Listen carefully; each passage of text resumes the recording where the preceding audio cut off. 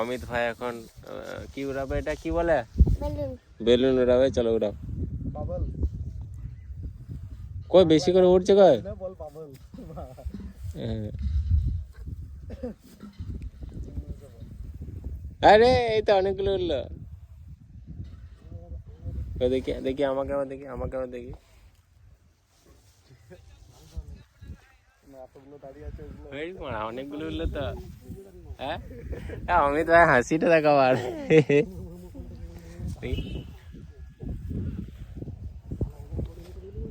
কে কিনে দিল এটা?